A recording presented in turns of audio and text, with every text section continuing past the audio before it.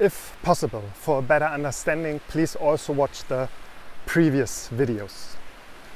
In those I already showed how our thoughts can influence and intensify our feelings. For example, anger. Here I want to show how our thoughts actually create our feelings in the first place. Yes, in many situations we create our emotions ourselves. Let's stick with the example of a relationship. One person sees that the partner didn't take out the trash as agreed, and now they have to do it themselves. So they see the full trash can, and immediately the feeling of anger sets in, along with the associated physical sensations: a racing heart, rising inner heat. In any case, it feels bad inside. So, there is a situation, an event, let's call it a problem, and immediately a feeling arises. In this case, an unpleasant one: anger.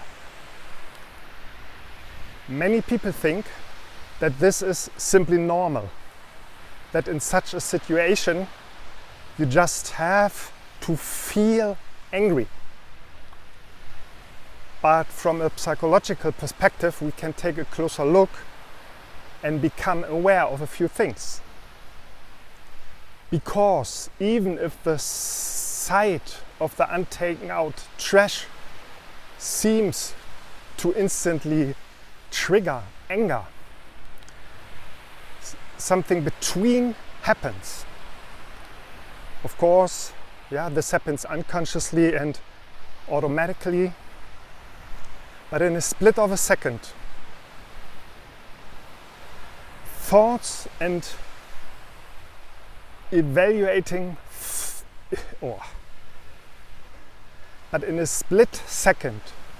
thoughts and evaluations flash through the mind.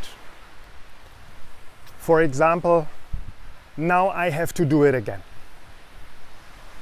We talked about this so many times. He or she is doing this on purpose. How could you not feel angry with thoughts like that? So the point is, it's not the sight of the full trash can that creates the anger. It's these automatic thoughts that shoot through our mind in a flash. Now we could ask, why do these thoughts come up and not others? Who decides which thoughts appear in our mind? And what kind of feeling would different thoughts create in the same situation? Or we could stick with the usual perspective and say, well, if someone doesn't stick to an agreement, then it sucks, and of course I'm going to get upset about it. Sure, that's an option. If you like getting upset, if anger even makes you feel alive and energized, but in my view, it's helpful to understand what's actually happening inside us. So that we might even be able to choose whether we want to get upset or not. For many people in situations like this, it feels as if they simply have to get angry. They feel they have no control. as if they are at the mercy of their emotions. They don't feel like they have a choice in how they respond.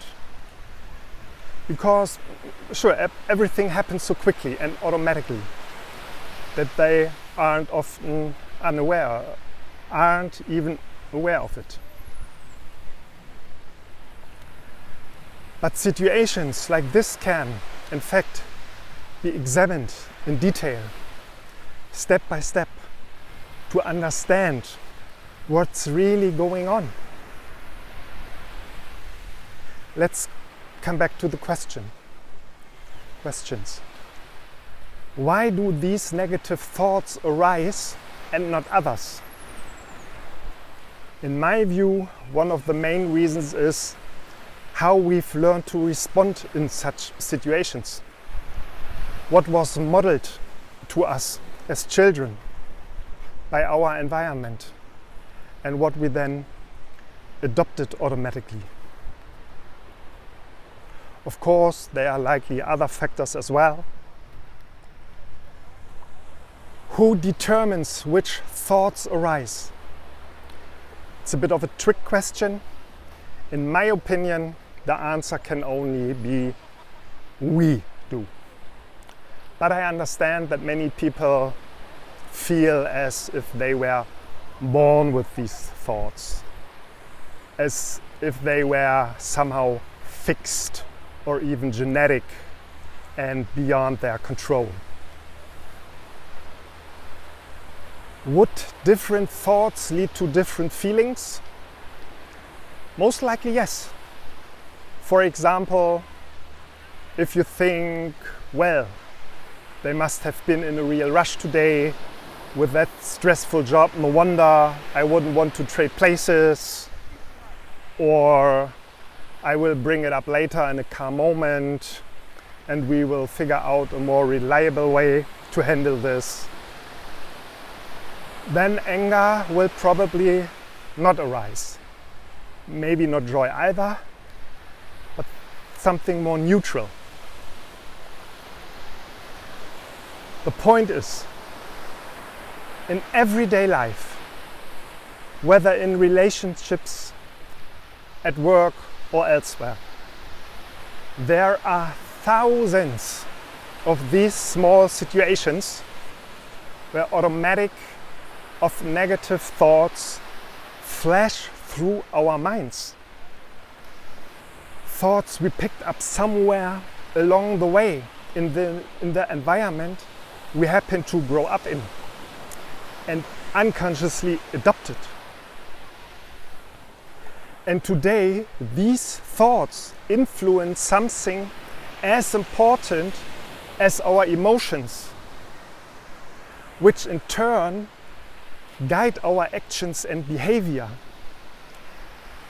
and ultimately shape how happy we are in our relationships or in our work or overall in life.